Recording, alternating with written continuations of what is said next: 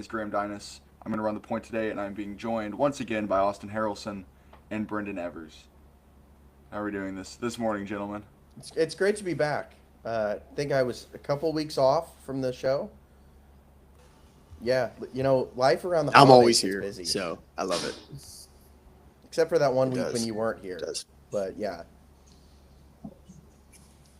We Yeah, we got one. the, Was it Thanksgiving when it wasn't Thanksgiving? No, it was the week after Thanksgiving where it was just a solo pod. yeah, that was fun. I hope I don't have to do that again. oh my Um, gosh, sorry about that, Graham. it's all Yeah, good. I was actively in Thanksgiving break, that everyone talks about it's like either nostalgic or kind of awful. But it's like, yeah, I was like actively on the couch at my grandparents in their living room. And I don't know, maybe you've seen the like TikToks or reels about like all the noises your grandparents' house makes. It was that. Like I could hear the clock going in the kitchen and stuff like that. And like every time somebody moved, the whole house creaks. So yeah, I was unavailable. Yeah, So sorry about that. But that's good. we're That's all the here appeal of the today. holidays. Yeah. Today we have some stuff. We're gonna keep it pretty football centric. We're gonna talk a little college football playoff, talk a little NFL with the playoffs around the corner, maybe mix in a little MLB depending on how quickly we get through that. But before we get started, just want to mention that link to 5outpod.com is in the description of the video. Austin's writing articles a couple a week that are pretty good, so check those out. We've got our bracketology page that'll be updated again starting next week with conference play getting started in college basketball. Yep. Um, so click that link, and then all of our socials are linked below as well. And then subscribe to us on YouTube. Subscribe if you're watching the video now. Hit the subscribe button. But let's get into it. We're just gonna start talking a little college football playoff. Uh, and the place I want to take the beginning of this because whenever we did the show last week, we'd already seen the Oklahoma Alabama game, and we talked about that. I want to Yeah. talk about the arguably the football game our that was resident played Saturday morning between Texas A&M and Miami that finished with a final score of 10-3, with the Miami Hurricanes taking the victory. I'll start with you, Austin. How much on a scale of 1 to 10 did you want to gouge your eyes out throughout that game? So I remember us. First off, we called it.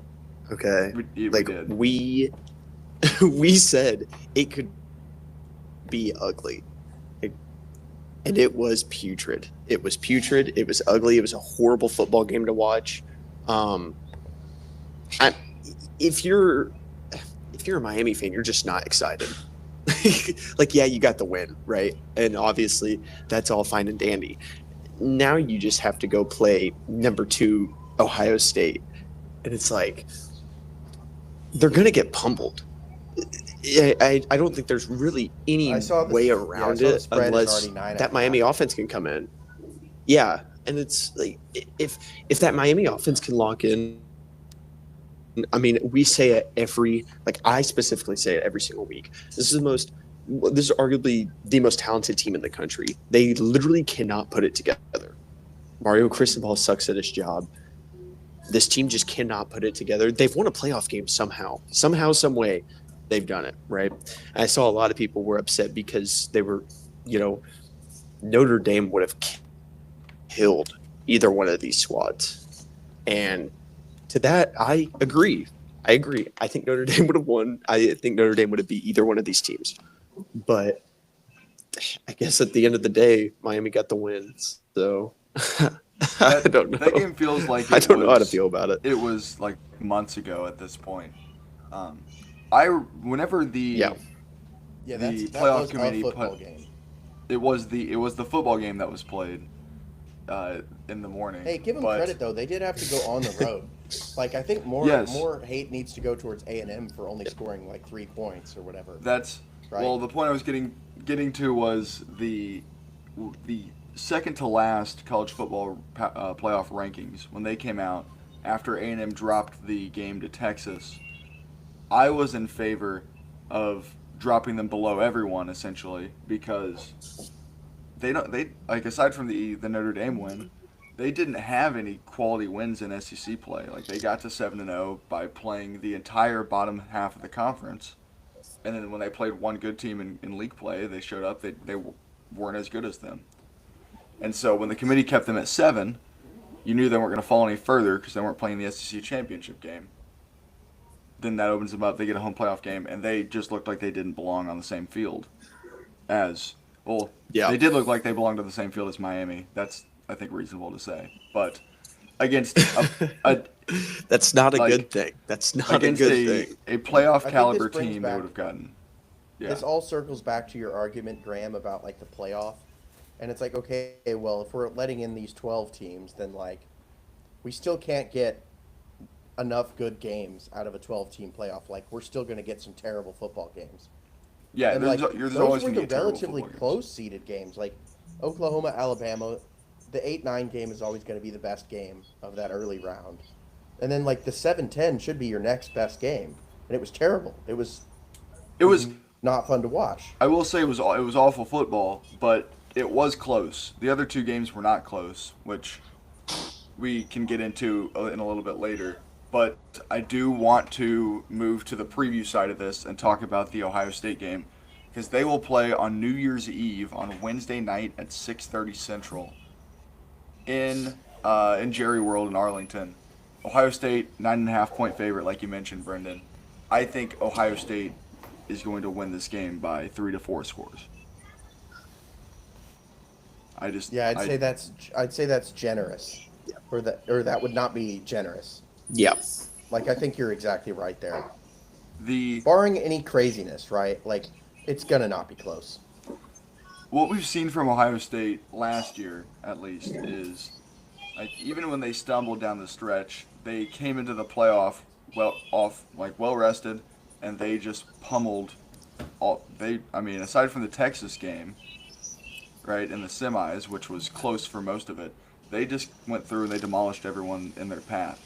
This Ohio State team is more talented than last year's team. Yeah. They're better quarterbacked.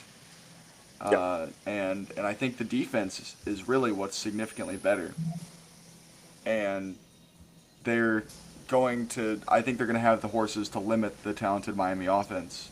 And then I think Miami's defense, I do think Ruben Bain could be huge in this game. Like I think if there's a weakness to Ohio State, it's their O-line play. And Yeah, Ruben but I Bain think could make a difference. But the I amount think of the talent disparities. playmakers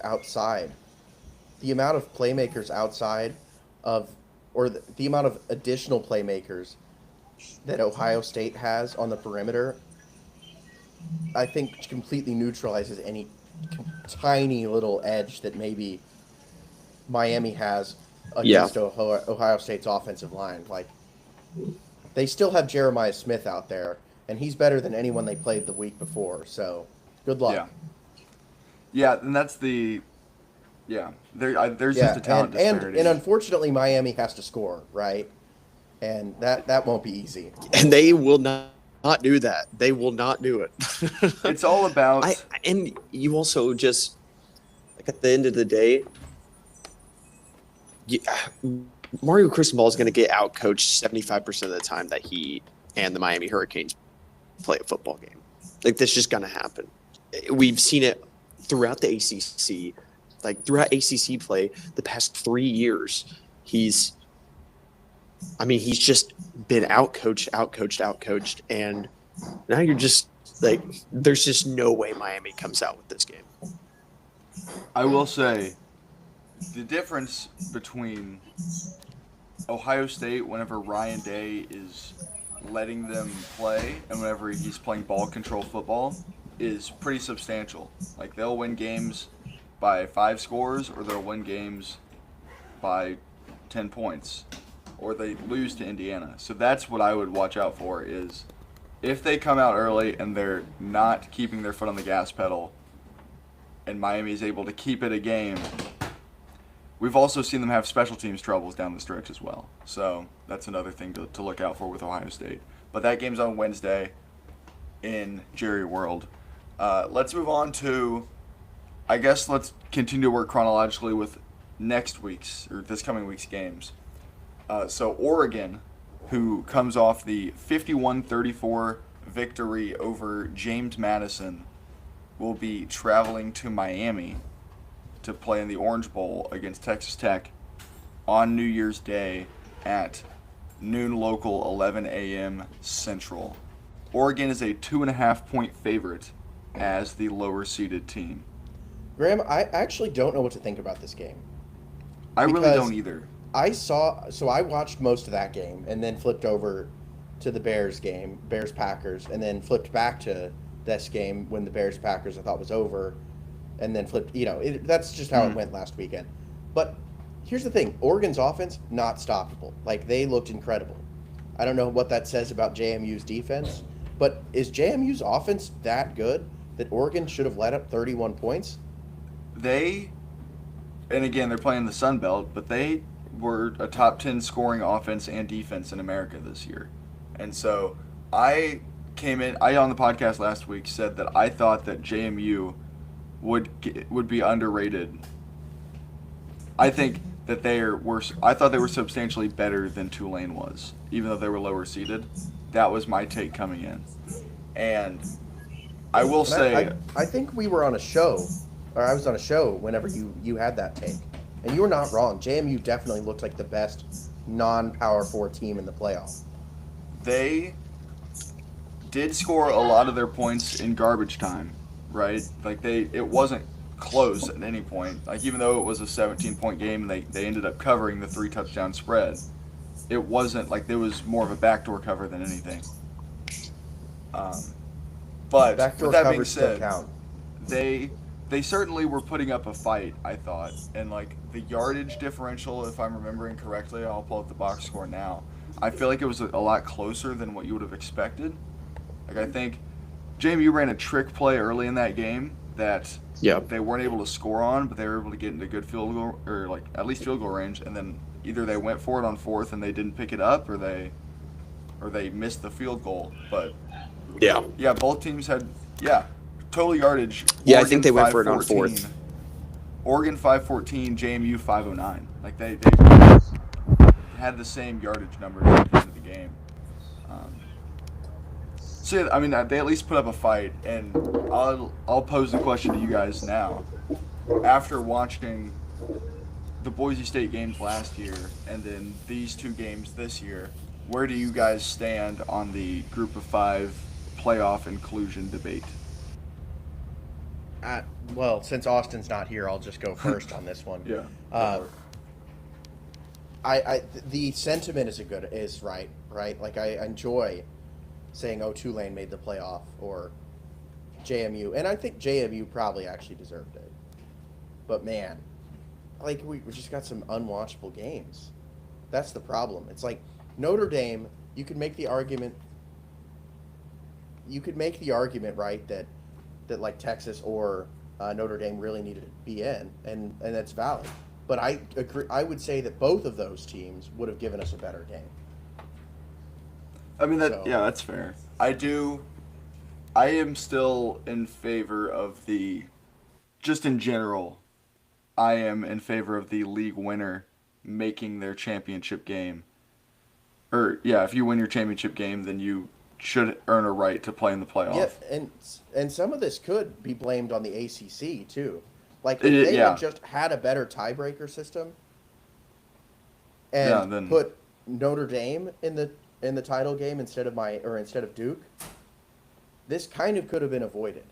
That or Miami. If you let Miami play in that game and they win, then they would get one of the auto bids, and then that would boot everyone down a spot, and that would have allowed Notre Dame to stay in. So this is kind of on the ACC a little bit.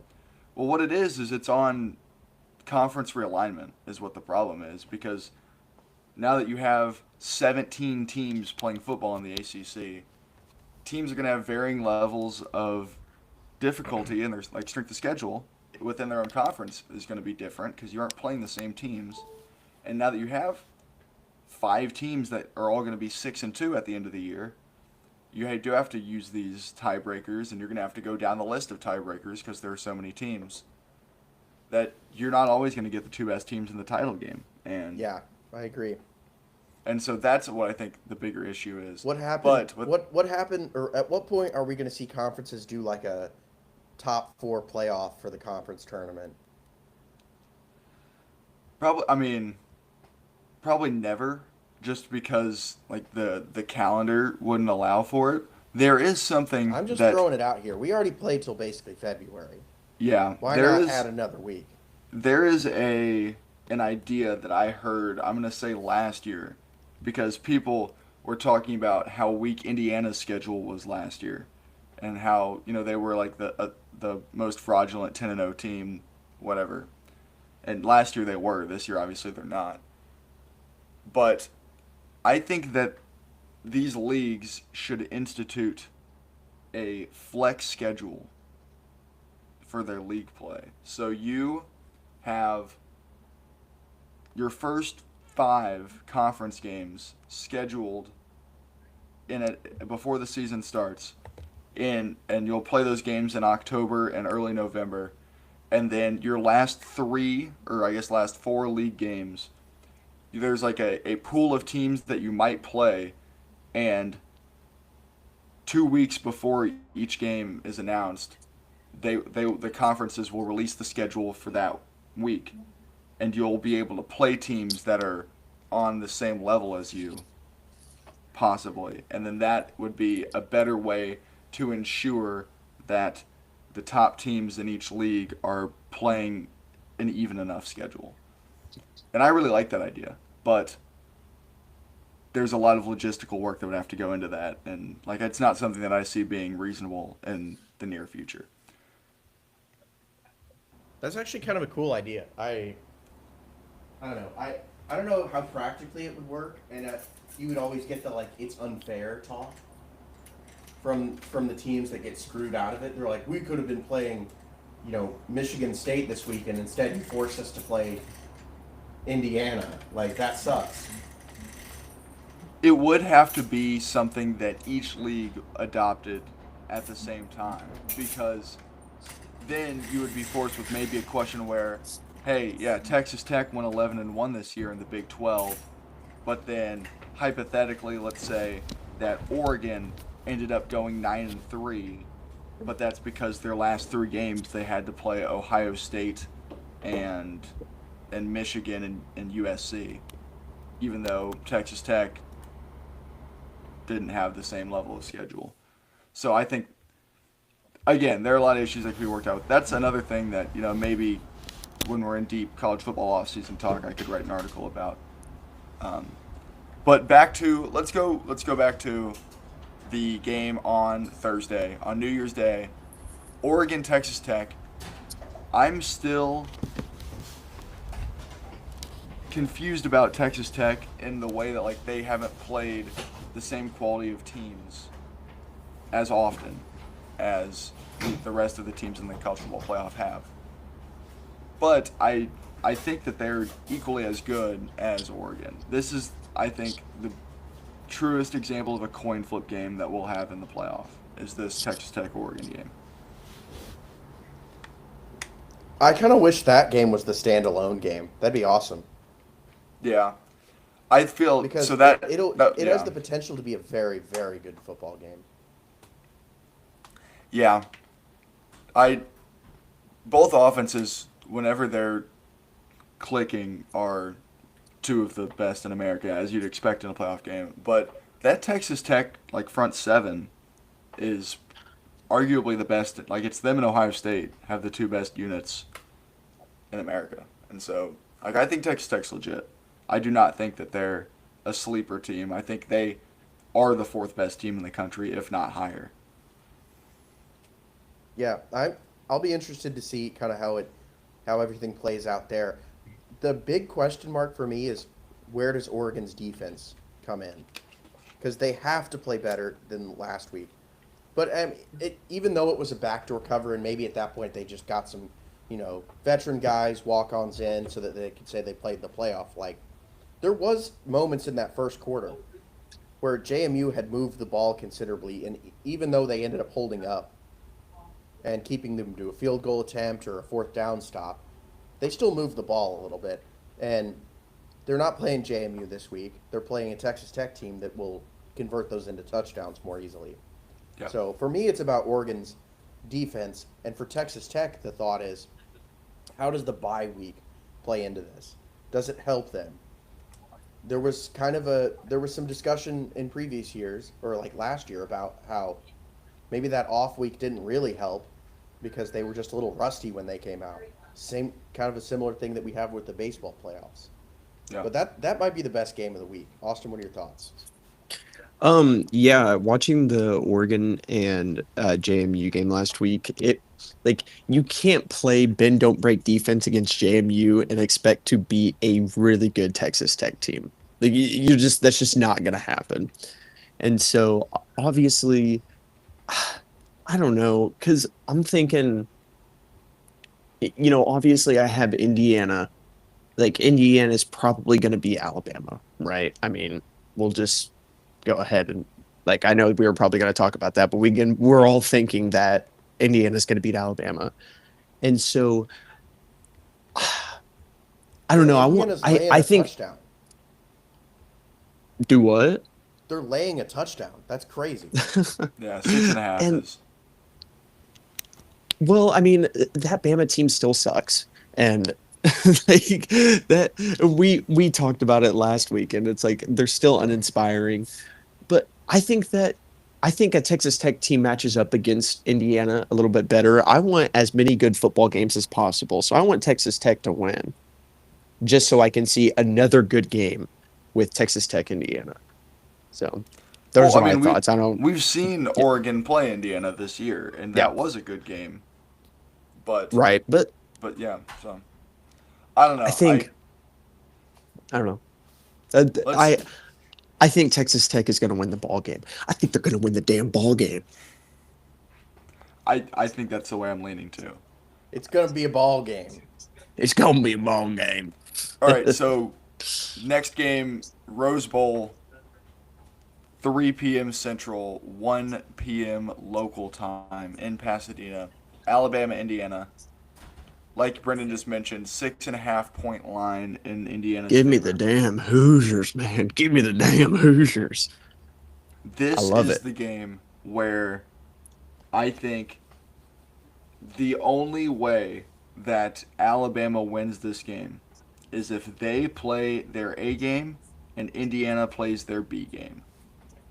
Like, I think if Alabama has to play an A game to win regardless, and then they would need Indiana to not do the same, which we've seen this Alabama team at their best at the tail end of September and early October was one of the 4 best teams in the country, right? Yep. When they beat Georgia, we saw that team.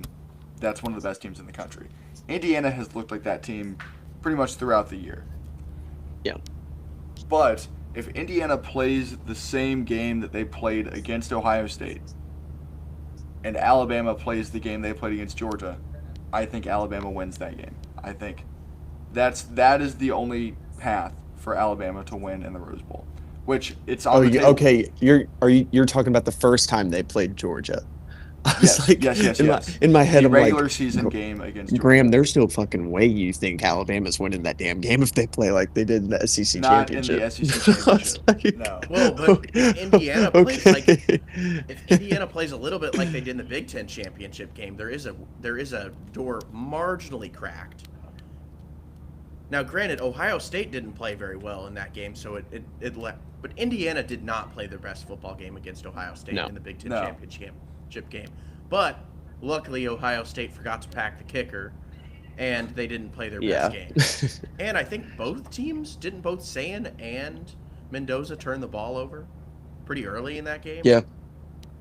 Yeah, that's the last Indiana we saw, and obviously you beat a team. I was about to Ohio say State. it's been so long since we saw. I don't know, guys. I mean, dude, it's what, 2 weeks now?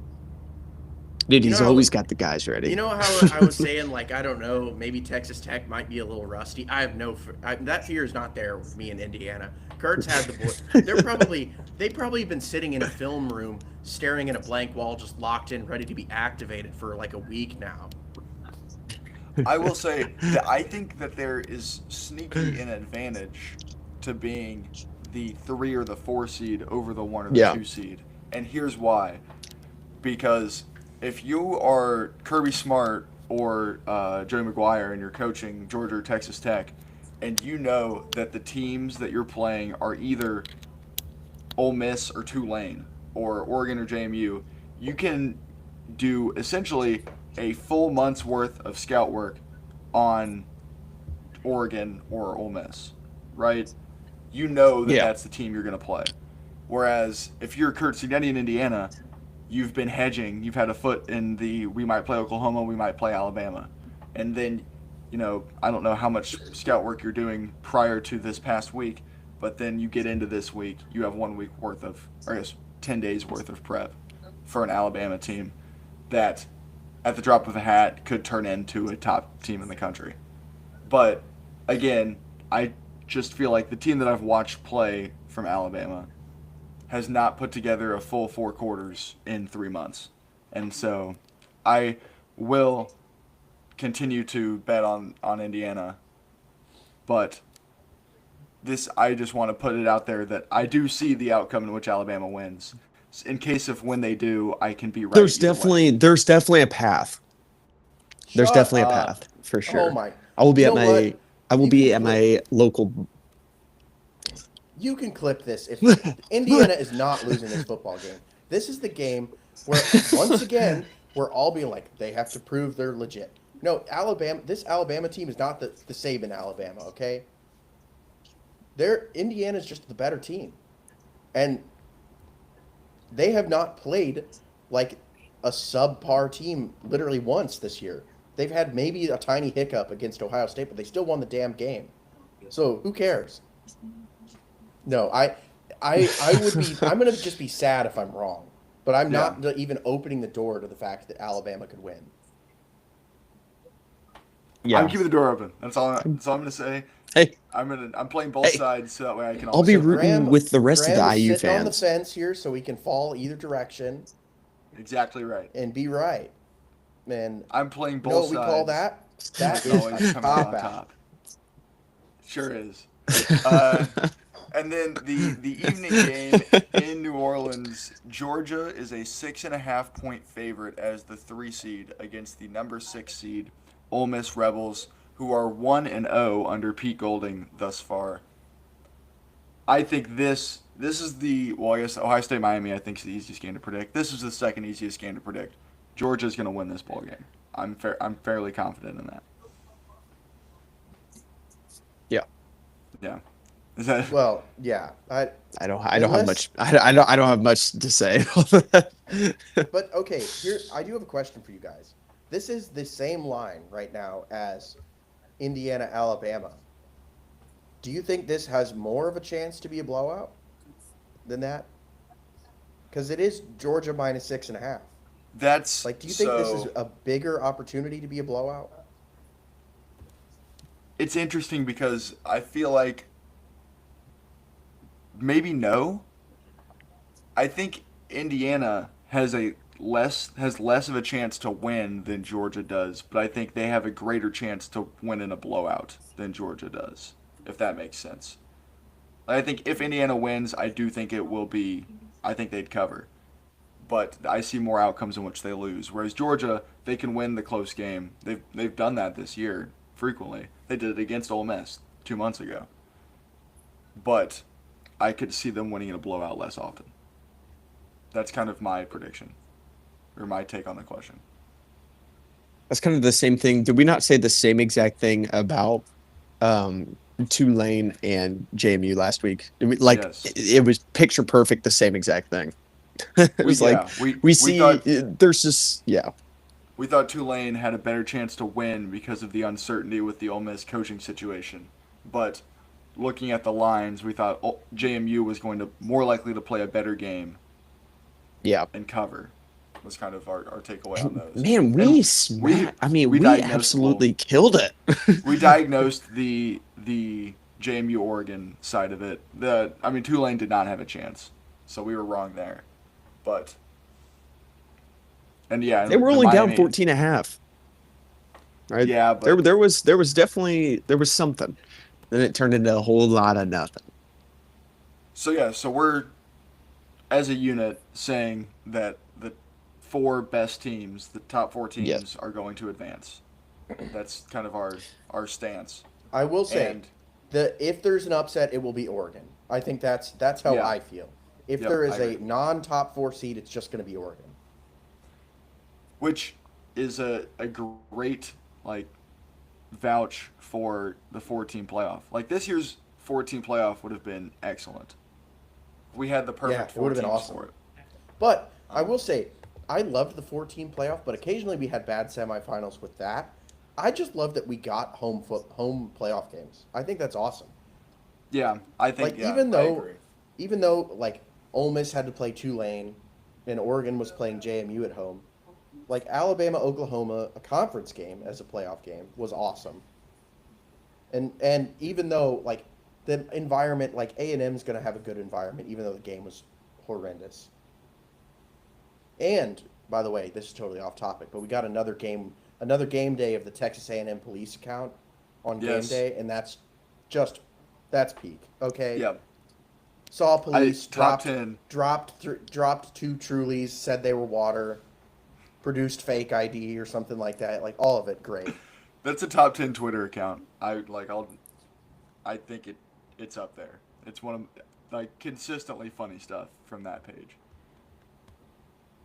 All right, last thing with college football, and then we'll move on to the NFL.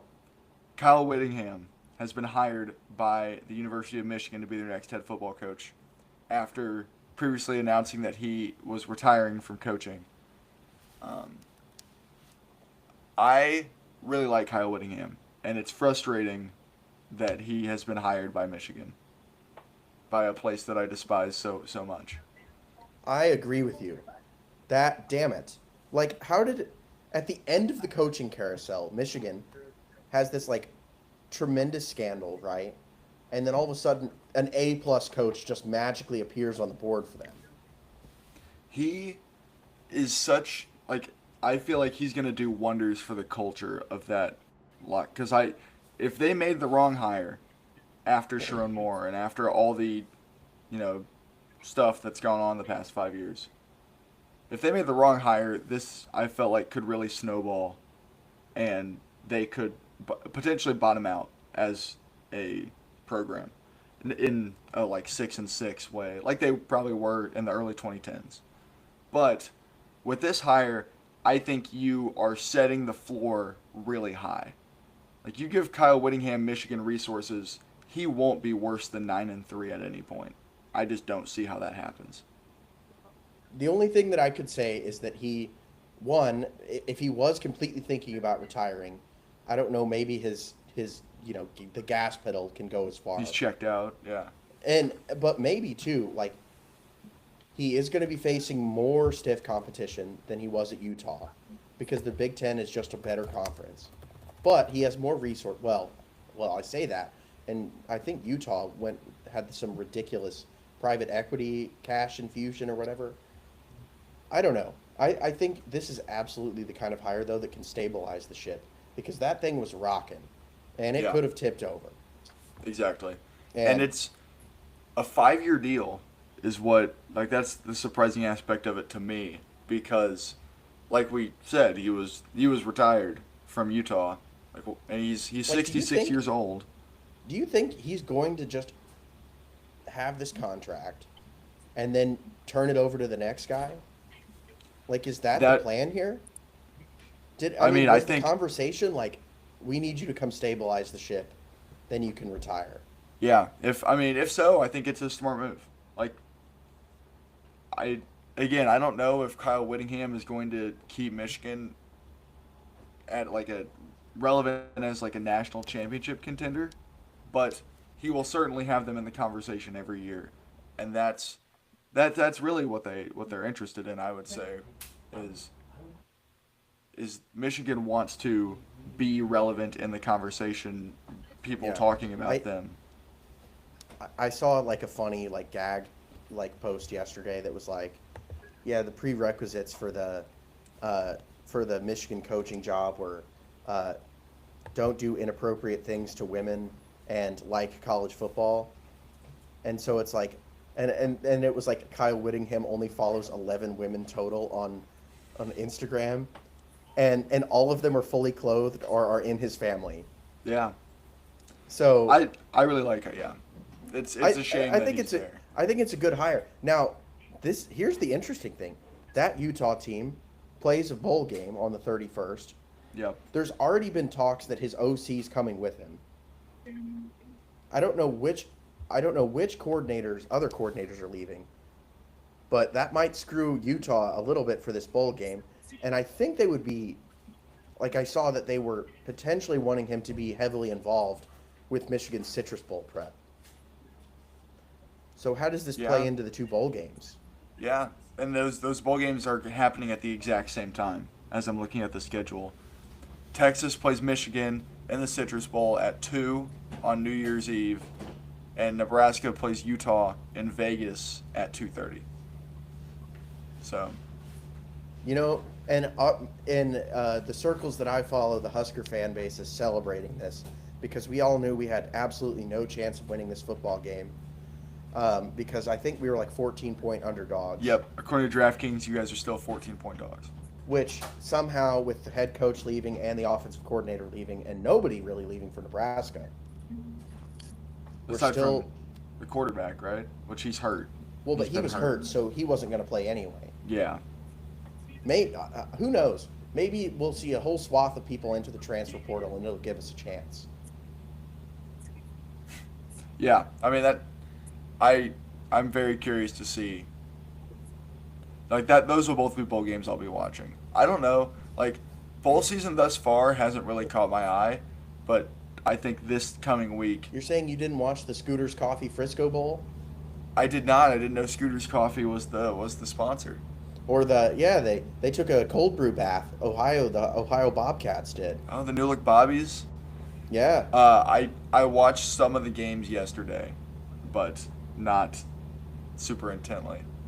You know what's exciting today? Like, but we can move on shortly. But if you had told me before the season that Clemson and Penn State would be playing in the damn Pinstripe Bowl I will be at the watching beginning that. of the year, That one's that kicking is off crazy. in an hour. I will be watching the Pinstripe Bowl. I'll watch the Pop-Tart Bowl. That's a classic. that's great. That's That's a the newly 2:30. created classic too. It is. It's an instant classic, as they used to coin the term. And then, yeah, which bowl game? The Gator Bowl, Mizzou and Virginia. I'll be watching that tonight. I will be hate watching Mizzou football. So yeah. All right, let's move on to the NFL. And I think at this point the best way that we can talk about everything cohesively is to just do a tier list with the teams that are left remaining in playoff contention. There are 2, 4, 6, 8, 10, 12, 14, 16, 17 teams that have yet to have been eliminated as of today. And so we're just going to tier them compared to other playoff contenders. So yeah, let's start with the New England Patriots, current leaders of the AFC East. How do we feel about the Patriots as a playoff contender? Sneaky good. I have my doubts with them still. Yeah. And my doubts stem mostly from not the fact of what they've done. It's are the Bills not for real anymore? Like, I don't know. They beat the Bills twice, and I think that's their like standout wins. But like, I don't know. I feel like it's just everyone else moved down, and so like, is New England really ready to take the torch?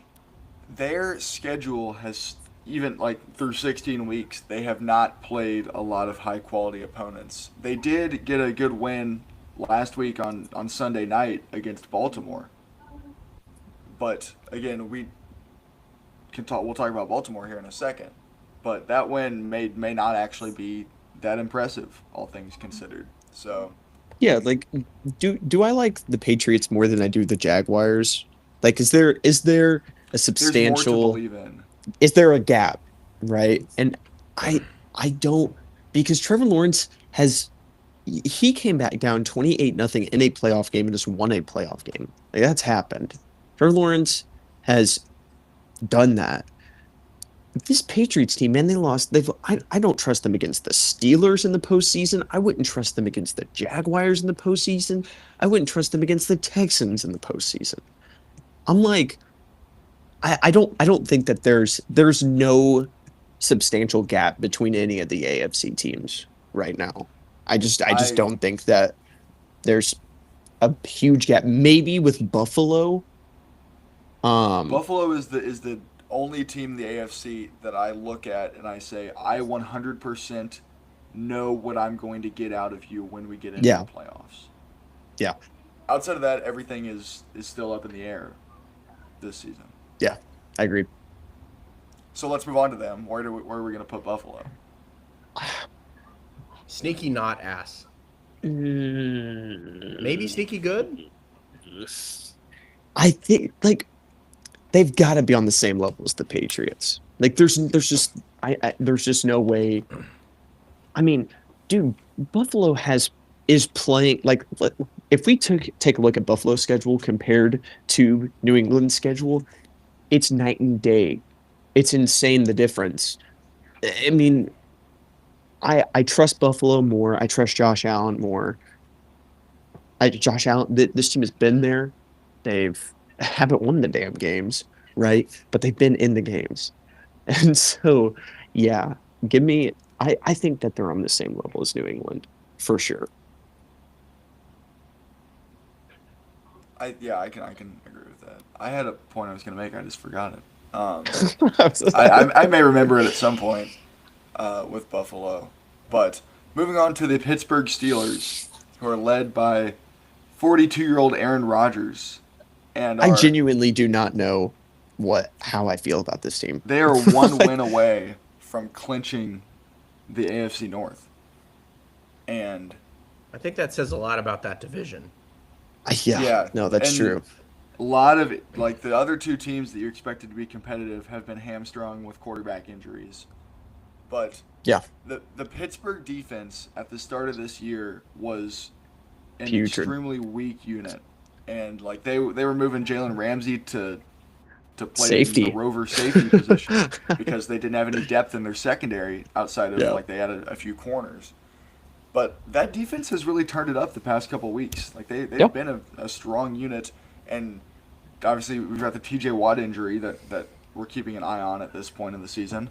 But Yeah, even without him, what is the like it was what like a like rib issue of some kind, or like a lung. so yeah, I saw that his lung collapsed, but I haven't heard anything else about it since. He's not I playing remember this seeing week. the news. Yeah, Okay, I would assume he wouldn't play the rest of the regular season if they that's said the that case, but I mean, if they clinch this week, then yeah, he certainly won't play next week. yeah. I their game, I guess this week is still important. There was a world in which if Baltimore would have won last night or last week, Yeah. then this game would have been completely meaningless for both teams, right? Because it all would have came down Right. to the Week 18 game between them for the division. But since they won and Baltimore lost, all they have to do is win one of the two, and they will win the division. I think they're sneaky not ass. I I mean, do they have too. good wins this year. They have they had I don't know if you guys watched the Lions game last week. How the fuck they won that game blows my mind. But they beat Detroit. They beat New England early in the season, which say what you want about it. They've dominated Baltimore this season.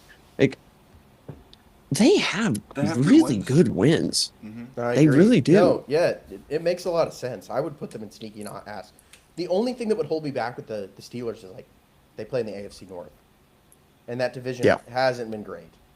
They're going So to maybe It get. sucked. They get 2 games a They- year against somewhat subpar opponents, but they have good. They- Their out of conference Well- wins have been good. So they will host a playoff game if they win this division against likely either the Chargers or the Bills. And again, like it's a tough place to play, but I don't know if I would consider them in the same grouping of talent with those teams. But I mean, No. a month ago, people were calling for Mike Tomlin's job. Like people were like, "This is the Yeah. year they're not going to go 500," and they're 9-7, 9-6. And Rodgers has 6. been good. Like I mean, Aaron of course he Rodgers is. has He's looked doing. good. He's essentially doing what Brady did that last year in Tampa, where he was good, but the rest of the unit wasn't that great, and so Yeah. they were just average. Like Yep. that's essentially exactly what Rodgers is doing. Moving on to their divisional opponents, the Baltimore Ravens, who are out as of now, but still yet to be eliminated officially. Sneaky ass. I Yeah. think sneaky That- ass it's is the play. For perfect. Baltimore. It's Yeah. perfect for him. Category build for them this year. That's Yeah, enough the said. Yeah, I can move on. The Jacksonville Jaguars, who are still in play for the number 1 overall seed in the AFC, which is just unbelievable. And for But that reason, that's why I'm saying sneaky good. Trevor Lawrence has really turned a corner. Where the have past they come month. from? I think that mean, they're good, man. They put BTA on Denver. Like they bullied Denver throughout that entire ball game. the Like the least talked about this Jags team is really good. the least talked about important result in the entire NFL this year. What came, I don't know, 4 weeks ago, when in Jacksonville the Jags beat the Chargers 35-6 in a 405 game that no one watched and no one talked about. But they No. played an AFC playoff team that they might play again in this postseason, and they beat them by 4 touchdowns, and just no one talked about it. Trevor just- Lawrence. So should we put them in good? I think they're good. Well, I think they're good too, but I think they have to be sneaky good because like I've kept track of how many times I've been able to watch each team in the NFL this year. And the Kansas City Chiefs have played 16 the Kansas City Chiefs have played 16 games, and they have been on my TV 16 times this year. The NFL will showcase the Chiefs even though they're awful now. I've still been able to watch all of their games. This week will be the 3rd time I've been able to watch the Jacksonville Jaguars in 16 weeks. I think they're flying all the way under the radar. Well, okay, hang on a second. I've watched them one time this year, and that one time was week 12 when they came to Arizona. And Trevor Lawrence might have turned the ball over 4 times. Yeah. Well, That's- since then, he has It certainly looks turned a so corner. good. There are a lot of happy Trevor Lawrence fantasy managers who are either not going to finish in last place or are on like a miracle run to the title game because of him. Because he's been unbelievable the past month. Yeah. Shout out to Liam Cohen. Yeah. Austin, no, can you do the Duval that Liam Cohen did? Can you impersonate that? Duval. That's pretty good. That's pretty good. The Houston That's good. Texans are also in I believe they would currently be in the 7th seed. This is Very a team I strong like a defensive lot. unit. This Yeah, is, I think they're emerging as like sneaky the 2nd best team in the AFC right now. Yeah, Yeah. they're really good. Their offense is just I think it so. just took them a second un- to put it together.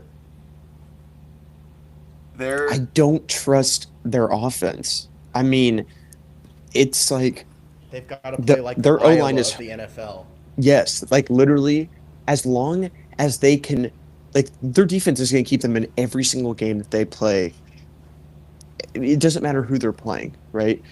The thing is can they, like, CJ Stroud is whatever you want to think about CJ Stroud, all right? He's just been an average quarterback. He's a mediocre guy in 2025. That's just what he's been. Same thing with Davis Mills when he stepped onto the field. You've got Woody Marks at running back. You've got a subpar offensive line. And then you have you obviously have Nico Collins, right? He's one of the best receivers in football. But is there enough out of this offense to make me put them in the same tier as a Jacksonville or a Buffalo and a New England? The answer is no for me. But their defense is absolutely unbelievable. They're unreal, I was going to say, I and I think think, that it could keep them in. They're gonna play with every single. They can win. They could beat anyone in the NFL with that defense. It's just can their offense come to play?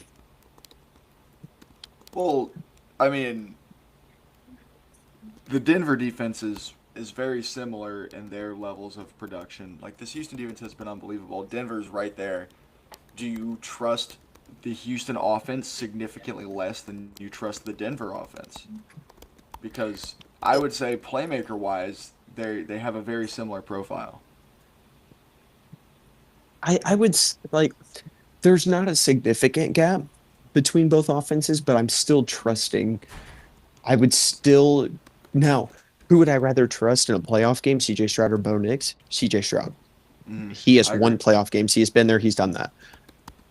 But as an offense, would I do I trust a Sean Payton led offense rather? I don't even know who is the offensive coordinator That's a good in question Houston right now because it because had been they've been Bobby flip flopping Slowick, the and past 3 yeah, years. it is Nick Caley. He was the Yeah, LA I Rams mean, pass come game on. coordinator prior to this year.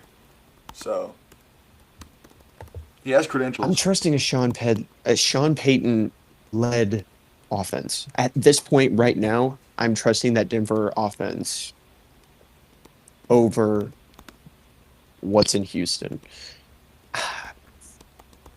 Yeah, no, because how much that's damn. Are we gonna put every good AFC team in sneaky good? I was Well, like I'm I'm moving like, I'm moving the damn. Colts to just ass, and you guys can try Shout and out talk me Philip out of it. Rivers. Shout But out I Philip agree. Rivers though. All It's right, been that boys. team, awesome. the I gotta wheels head have out. fallen off. I sent All you my right, picks. I sent you my picks. So sweet. Yep, text Yeah, me if we you can need finish further it up. clarification. okay. Yeah, you're Good good. to see you, See, man. Brandon. Yep. So yeah, So I'm going Colts and ass. I would like to take this time to, in the spirit of Festivus, air out my grievances with the Indianapolis Colts because I, in the fantasy league that I've talked about so much in this podcast, I was in my toilet bowl game last week for last place, and all that I needed was Michael Pittman to go under, I believe, 4.6 points. I Oh was leading wow. Yeah, by he did it. 4.6. All I needed was for him to go under, and I would not finish in last. And going into the fourth quarter, I think he had 3 catches for 26 yards. And I was like, okay, he can have 1 2-yard catch. That's all I'll allow. Like that's all I can take. He Right. They have the ball. He doesn't have a single target. Phil Rivers almost fumbles in like on his own goal line. They lose 15 yards. They don't get him the ball. They punt. So the 49ers have the ball with like 6 minutes left in plus territory when the drive starts. And I was like, Brock Purdy, do your job and just drain this clock out and make it a 3-score game so that way they don't even try to attempt to pass when the next unit comes out. Right. And they're driving, and then Brock Purdy throws behind his receiver who tips it up. Perfect tip drill pick for the Colts on the 20-yard line, and they're driving now down 2 touchdowns with 3 minutes left, like they have a chance to win this game. And on the first play of the drive, he hits Michael Pittman for an 8-yard crosser, and I lose by point two. And then 2 plays later, Phil Rivers throws the most egregious pick six one of the worst pick sixes I've ever seen. Yeah. Like automatic, you knew it was a pick six as soon as he Yeah. threw it to make it a 3-score game, and so the game was over. It was super frustrating. But That yeah, was a pretty disappointing story, man. You finished last place. yes, I did. I had the worst draft that anyone has ever had in fantasy football, and I think realistically Wow. we should be giving me tons of praise for being able to win 3 wins, being able to win 3 times. with the roster that I had assembled. Because, and it's clearly like the draft had to have been the issue because I'm playing for 2 championships this week in my other 2 leagues. So, man, yeah, that team has Oh, possibly it's so taken funny. years off my life. But yeah, the Colts gave up 48 points to the Brock Yeah. Purdy-led 49ers last week, and they have Phil Rivers as their quarterback until further notice. I mean, and what a So, collapse, man. they looked so good. I mean, but you can even look out like on the 5-Out website, you can scroll back and you can find an article of me like breaking down how insane this Colts team is and how like just how good that they were playing at the beginning of the season. And they were statistically they were going through one of the best offensive stretches any team has ever gone through, right? They weren't punting the football. Daniel Jones looked like he was one of the best quarterbacks in football. Jonathan Taylor was being praised as an MVP candidate. And now we're watching Philip Rivers and the Indianapolis Colts lose after giving up 50 to the 49ers. And it's like, what happened with this team? And this is, mind you, this is, they go on this incredible stretch. Then they trade for Sauce Gardner. They give they up traded two away first-round 2 picks. first-round picks. Yeah. And now, I mean, this is going to go down as one of the worst collapses ever in NFL, like in NFL regular season history because of how insane they started off the season. And now, I mean, they're going to Philip Rivers. We haven't seen him since 2020. Mind you, shout out Philip because he's doing the damn thing, right? But He's looked at like the end of the solid day, enough. it's pitiful. Yeah, like he has looked he has played well enough to keep them in games. Their defense gave up 50 points last week. Yeah. So, And I don't know. I They wish, stink. I wish that I could say that like this is like a once in a generation collapse. But I feel like since Andrew Luck has retired, this is just what the Colts have been. If you remember, there was one year that I don't know what they had started, maybe 9-4, in I believe the Carson Wentz year. They were on, I believe they were the first team yeah. ever featured on in season Hard Knocks, and they lost out down the stretch, and they missed out on the playoffs, and they went like 9-8 or whatever. That was when I think their last regular season game was against the Jaguars, Jacksonville. who was They can't going beat in to, Jacksonville. but They were that gonna was get the one of the first worst teams in pick. football. Yeah. Yeah, and oh my gosh, I remember that because Carson Wentz was so miserable in that game. So, but Yeah. I mean, it's just their collapse has been it's been unreal. All right, next up we've got the Denver Broncos. Brendan is saying sneaky ass.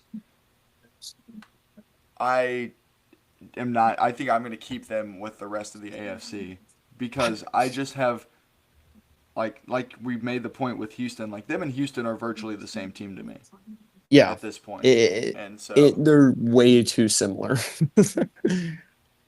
I don't know, Well, dude. that's- I'm really thinking that Jacksonville is. I think Jacksonville's I'm- setting themselves apart from all of those teams. an I unlocked really do. Trevor Lawrence really changes the landscape in the AFC because Yes. for years it's been okay, we've got Josh Allen, Lamar, Joe Burrow, Pat Mahomes, and then in this tier 2 we've seen flashes from Justin Herbert. We've seen flashes from Tua at times. You know, CJ Stroud came in and we thought he was going to be the next big thing. Yep. And Trevor Lawrence has pretty steadily been in that tier 3, even though he was projected to be one of the greatest prospects of our lifetime. And Yeah, just he kind of was been the like best.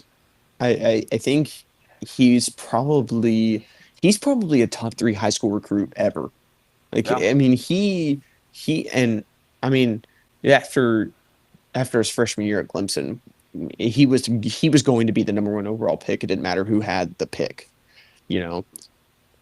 But he's finally figured it out, man. And he has been thrown, man, this guy has been thrown we talk about the Chicago Bears and how virtually every quarterback they've ever had has been thrown a shitty situation. Trevor Lawrence has been thrown probably the worst situation ever out of any top quarterback ever. I mean, you go from, I mean, you've had Urban Meyer. His rookie year was Urban Meyer, wasn't Yeah, it? Urban Meyer So ruined. We thought that Urban Meyer had the chance to have ruined Trevor Lawrence's professional career with how bad that season played out. Like yeah, it it was like was. I Jared mean, that Goff was levels miserable. of misery. Yeah, And then Doug Peterson comes in, and it's like, oh, they win a playoff game in his first season. And then after that, it's like, maybe he's not that good of a coach. Maybe this isn't what, I think Doug Peterson falls into that tier of coaches that can turn around a team, but he's never going to elevate a team, right? And I think he was blessed in Philly because he had an incredible team in Philadelphia. Um, but I think, that Jacksonville team hit their ceiling, which was a playoff win, and you lose by a touchdown, I think, to the to Kansas Kansas City City. Chiefs. Yeah, And then it's like, well, Trevor still sucks, Trevor still sucks, Trevor still sucks. And then now it's like, holy shit, like he's finally good. Shout out Jacoby Myers. I Jacoby mean, Myers is a good coach. like Yeah, like shout out Jacoby Myers. But yeah, I think I think Denver is essentially the same exact team as Houston. It's like, can you trust Bo Nix? And a lot of people would say yes, okay, but he's coming back against, like, he came back against the Eagles early on in the season, but then it's like, okay, so you got to come back against the Giants and win in a crazy way. You got to win, like, just the way that the Broncos have been winning games has not been good whatsoever. yeah. I don't know how sustainable it is at this point. Like they are certainly a team that could get ambushed once the playoffs start. But Absolutely. from what I've seen on paper, or for what I've seen with my eyes as of now, I think that they belong in this group. And then we've got the Yeah. Chargers. And I feel like the Chargers have a few, like they've been dealing with some injuries, but again, I think the AFC is God damn so it. like all these teams, no one has separated, and I think like that we aren't being very insightful It's fair. with this tier list, but we've watched 16 weeks of these teams, and our eyes have not told us anything special about any of these teams compared to another one. Right. Charger or Brennan says sneaky Yeah, I mean, ass as well. I think I think I like I would say that the Chargers, even though earlier on in the season the Chargers kind of put belt to ass on Pittsburgh, I would say that those teams are probably in the same tier. Just because, like you said, I mean, they're without their top two tackles. The offensive line has been putrid. Um, they did get Amarian Hampton back, so that's a good thing um, for that offense. But I, they're just not a moving team. Like that team doesn't really move me. They're rocking with the same defense that they've just always been rocking with. Like, they're gonna have like star talent on that defense. But that defense is never gonna put it together. It's never gonna be a top 10 unit. It's just gonna be a mediocre unit, same as the offense, right? And I don't know that they they feel like I mean, they could win a playoff game, but we've seen how Herbo performs in the playoffs, and he kind of stinks. So Yeah. We shall I guess see. we'll see. I We guess shall we'll see. see. Because they are in, I believe. Like they have clinched their spot. So, all right, on to the NFC. We've got the Philadelphia Eagles. Hmm. Thoughts? Mm. Thoughts on sneaky ass? Because I think they might be sneaky ass. That I mean, Okay. Let's. I'm gonna pull up the Philadelphia Eagles schedule, and we're gonna take a look because this is the thing with the Eagles, right? Is that they have really good wins. Like, just looking at their schedule, but they've got some bad losses, but they have good wins. Which I guess now their Lions win isn't looking as good, but the Lions out of the playoffs, right? Mm. But early on in the season, right, they take down the Chiefs, they take down the Rams. Um, say what you want about that Rams game, but the Eagles won that game, right? They take down a good Buccaneers team, and then they have their collapse against Denver. They got built to ass by the Giants. Shout out Cam Scatterboo. They beat the Vikings. They beat the Giants. They go on the road, I think. I believe it was on the road to Lambeau, and they made Jordan Love and that Packers team look pitiful. And they win by 3. That was a horrible game. The Yeah, same thing with the Lions game, but they win both of those games. Then, you see their little 3-game skid, right? They lose to the Cowboys after being up 21-0. Then they lose to those goddamn Bears, man. They got built to ass. And then they lose to the Chargers by 3 in OT. And then, they have pretty good wins the past 2 weeks, right? Not good wins because the teams that they played have stunk. But these next 2 weeks, I think, or I guess this next week, or I guess this upcoming game against Buffalo is a super, super big game. And I think that you're going to see a lot about both these teams. I would say sneaky, not ass. Okay. But that's just because I think, dude, this team just is coming off a Super Bowl, right? And we saw a similar season to this in 23, right? They started off red hot. They were looking like one of the best teams in football, and then they just absolutely collapse, and they got pummeled by Tampa. And this feels like a similar season. I still think that this team is better than that 2023 team, though. I would put 2023 in sneaky ass because, that's just where it's been. But I think that they're surely to God they're on the same. Like, I think everybody's kind of saying that they're ass. I don't think they're as bad as people are saying. That's kind of my thought on it. Chicago Bears. You know where to throw them. No. I think the Chicago Bears are sneaky, not ass. I don't know. Because I think now a lot of people have a lot of things to say about the Bears, right?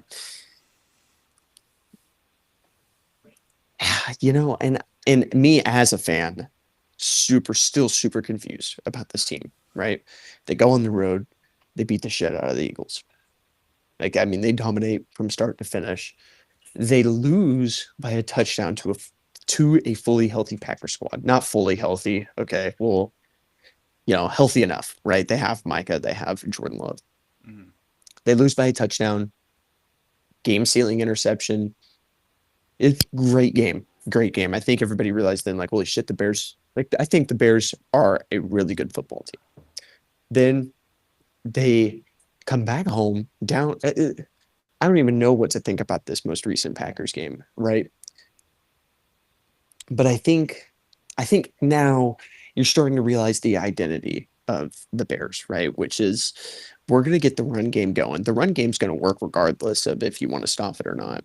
Then, you have a dynamic playmaker at quarterback.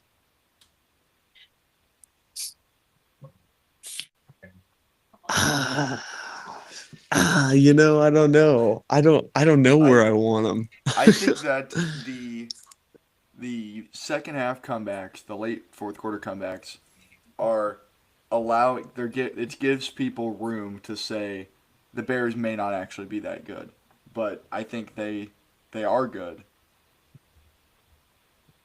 That's kind of where I'm coming from. I think are they better than a Denver or a Jacksonville or a New England, right? Because I feel like, well, especially with Jacksonville, New England, those two teams both have new head coaches. They're kind of figuring things out really similarly to the Bears, right? Mm-hmm. Where would I stack the Bears up with those teams? I don't know, dude. We're 16 games into the season, and it's like I still don't know. I feel like we have through 16 weeks, we have more questions than when we did at the start of the season. Yep. Which is, this is the weirdest NFL season I can remember.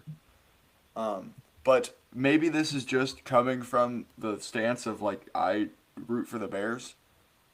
But I feel like when people talk about the Broncos or the Patriots or whoever, I feel like there's a lot of uplifting those teams, and I feel like the rhetoric around the Bears is that they're not as good as their record says they are.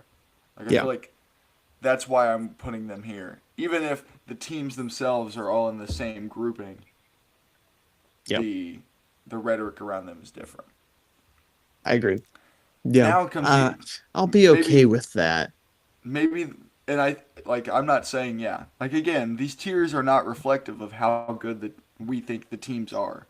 It's how good they are in comparison to what people are saying about them.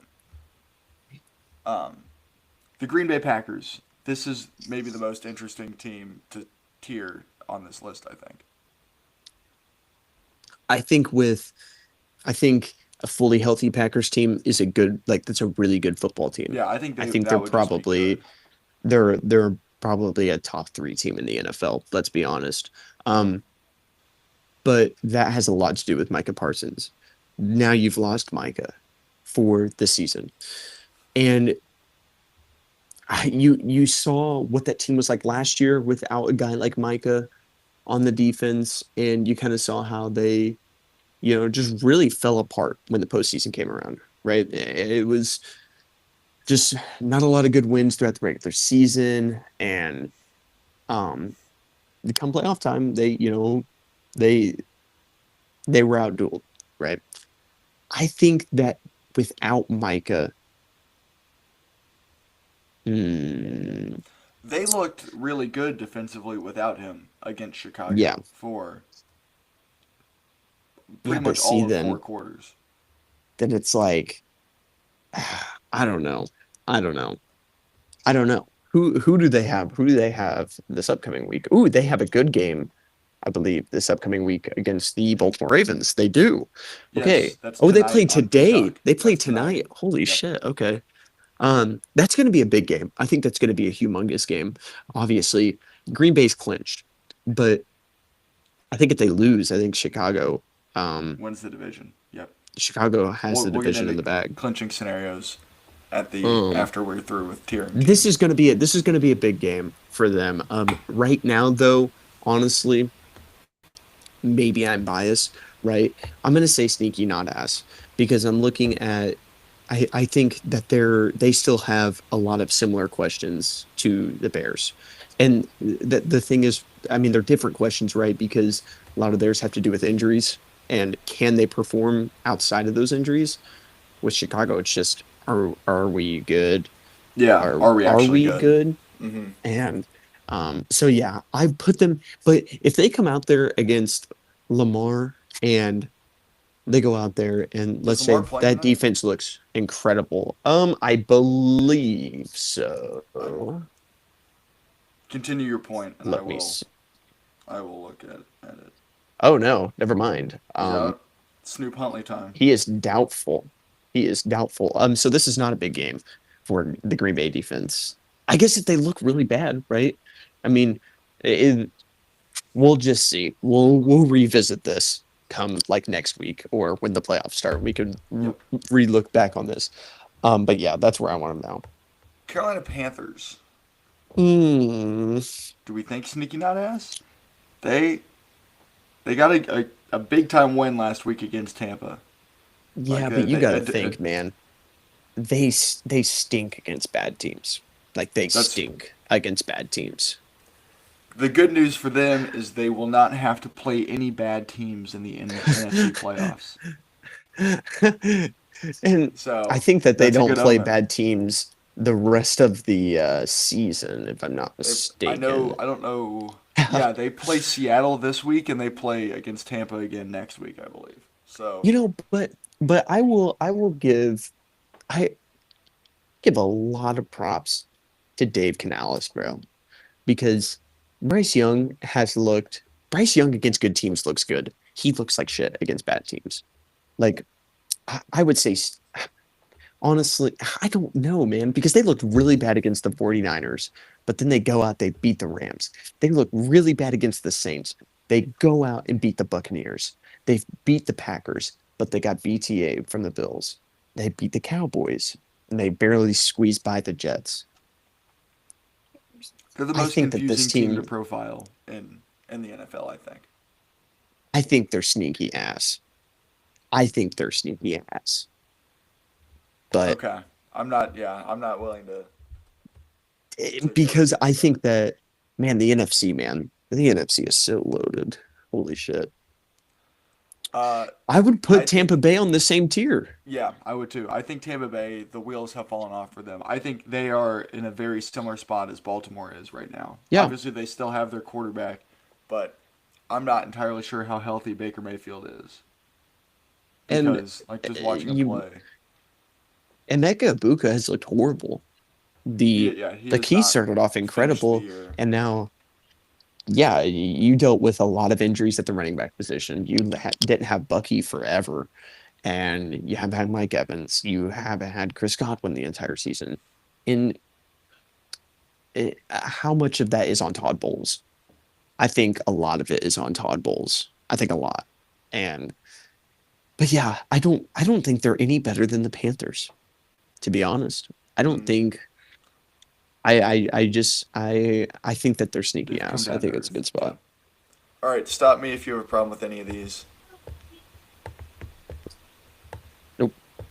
Nope. I think the three teams in the NFC West have emerged as the three best teams in football, and Yeah, for a I while, think maybe the 49ers, you have a conversation of lowering them down a tier, but I mean, man, these teams have looked so good. yeah. I with the 49ers clicking how they at least for how they did on Monday night, like putting up 50 points on the Colts. That's a scary team that I would not want to play, even with all their injuries on the defensive side. Like, if you have an offense that is getting limited work out of Kittle because he's hurt, and Brandon Ayuk hasn't played all year, you trade away Debo Samuel, and Brock Purdy is making Jawan Jennings and Kendrick Bourne and Jake Tonjes like one of the better receiving units in the league. And obviously, like Christian McCaffrey has a lot to do with that. Right. Um, but like that offense is arguably the It's best in looked the league right good. now. Yeah. And then obviously, And like we talked last week about Seahawks and Rams on Thursday night, like both of those teams look like they are title worthy. yep. Oh, dude. I mean, what a season from Seattle. Like I mean, they're just one of those teams. I think that you could highlight Seattle, Chicago, New England, Jacksonville as four teams that nobody really expected a whole lot out of. And they have really come out. And I mean, they're some of the best teams in the sport right now. I think that a super interesting game will be Sunday night, which is Bears 49ers. And I think that that game is going to, like, especially for the Bears, right? I think we know what the 49ers are. We've seen it. They've been to a Super Bowl with Brock Purdy at the helm. I mean, they've last season, yeah, say what you want, okay, but that was one of the most injured football teams I've ever seen in my life. Um, but maybe you're Brock Purdy. Listen, I remember we talked about early in the season if Brock Purdy is actually better than Mac Jones. I said no. It's like there's nothing special about Brock Purdy. Brock Purdy's come back, and Brock Purdy has made the 49ers look incredible. Yeah. And I think Sunday night is going to be I think that's just going to be a super fun game. I mean, you got two teams that, they play it real. They're completely, I wouldn't say they're different teams, right? But I think they play in such unique ways and compared to how the rest of the NFL plays. And it's just going to be a super fun ball game. But shout out the 49ers. The Rams are obviously, I mean, that team looks, especially offensively, they look unstoppable. Yeah.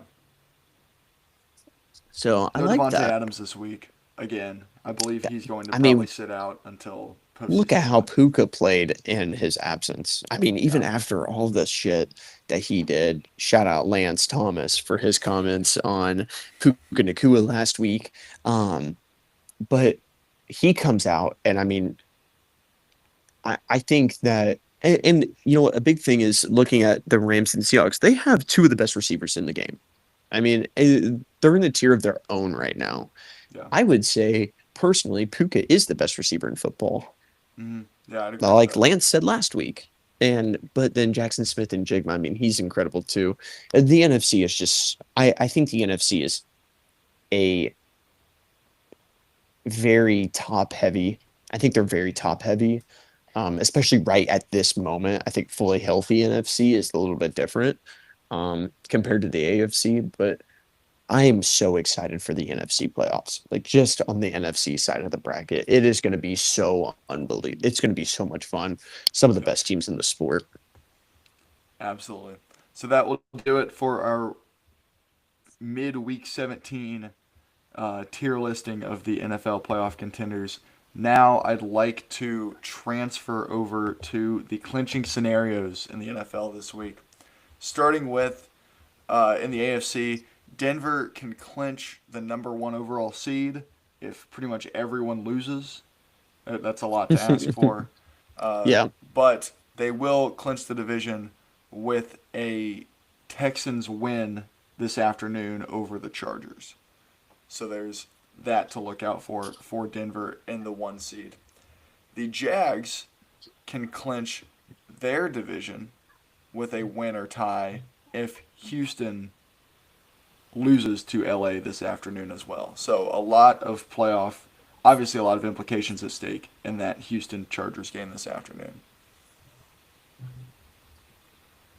Let's see. The Patriots will clinch their division with a win and a Buffalo loss. The Bills are playing the Eagles and the Patriots are playing the Jets, so that's certainly on the table as well. Steelers clinch the North Division, yeah, like I said earlier, with a win or a Yeah. Baltimore loss tonight against Green Bay. The Texans can clinch a playoff berth with a win today, or if the Colts lose to Jacksonville tomorrow. All right, so that's the AFC. That's what there is to look for this weekend. In the NFC, Seahawks can clinch the number one overall seed with a win, a Rams loss, and a tie on Sunday Night Football with the Bears. So probably going to take a full 2 weeks for Wouldn't that. that be a shitty thing to watch? Yeah. Or they can clinch the division with a win and a loss by both teams, it looks like. Or a tie and a... Yeah, I'm not entirely sure how that works. That would make sense, right? If they win... Yeah, if they win and both teams lose, then yeah, they will clinch the division. Carolina Yeah. can clinch their division with a win and a Tampa loss. They play Seattle, like it says, so that's going to be uphill.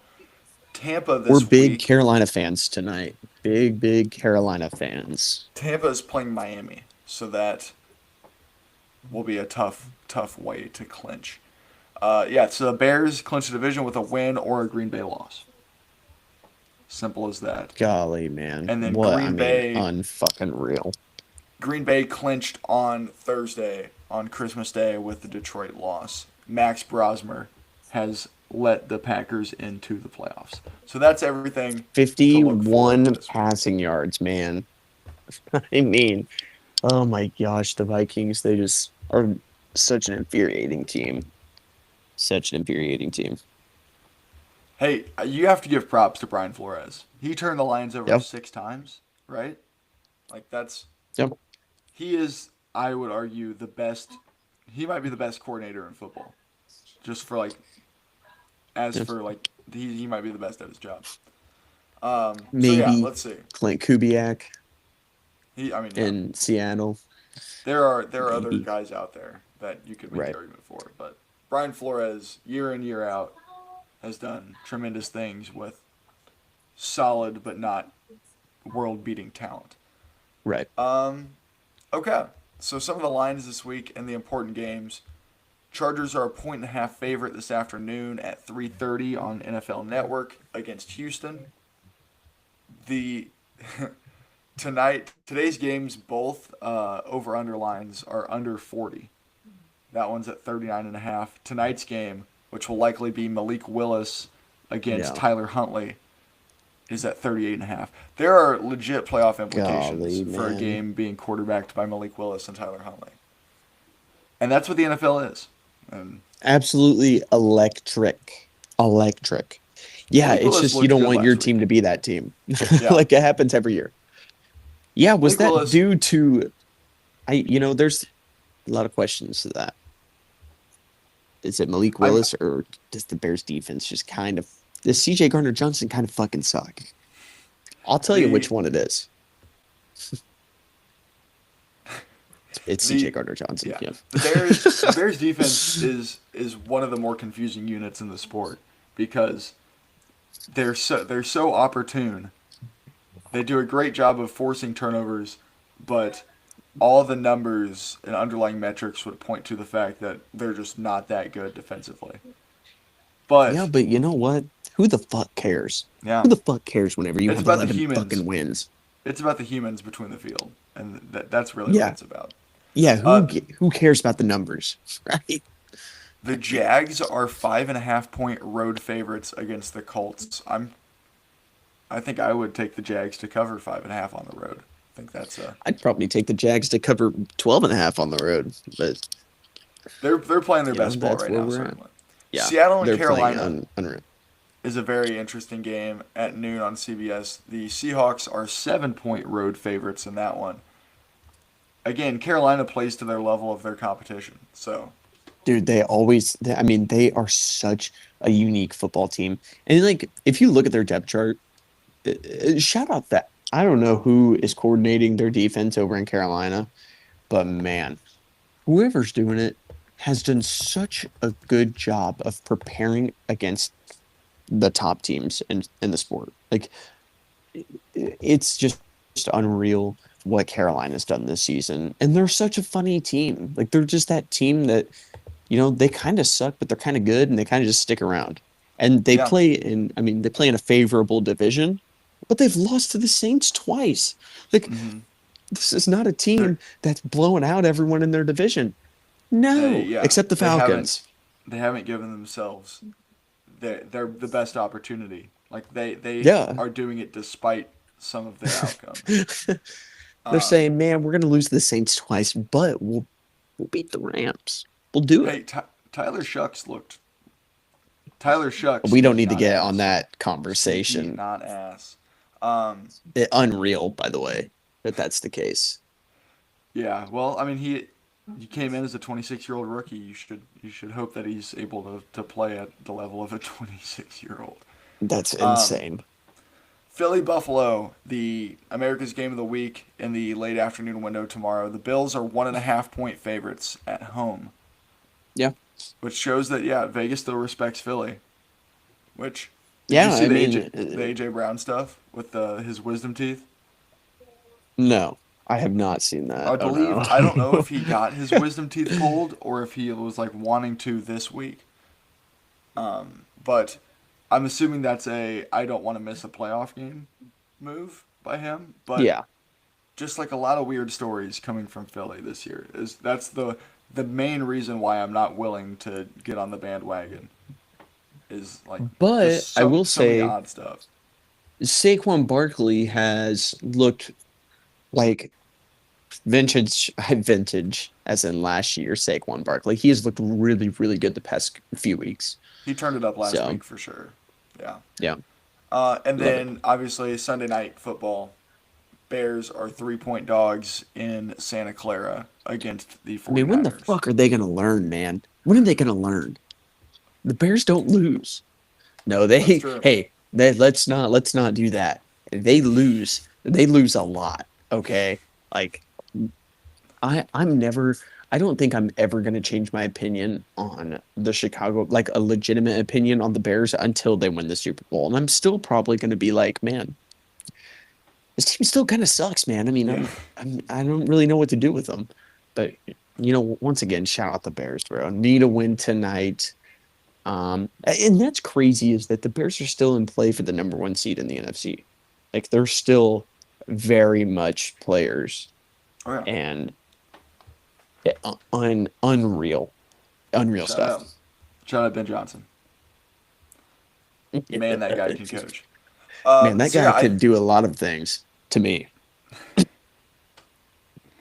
So I think that'll do it for this episode of 5Out. Thank you guys once again for listening. Like I mentioned at the top, links in the description, 5outpod.com. Follow us on socials and subscribe and like the YouTube videos. Yeah, thank you guys for being here. And we'll do it again next week, same time. We will see you then. Yes, sir.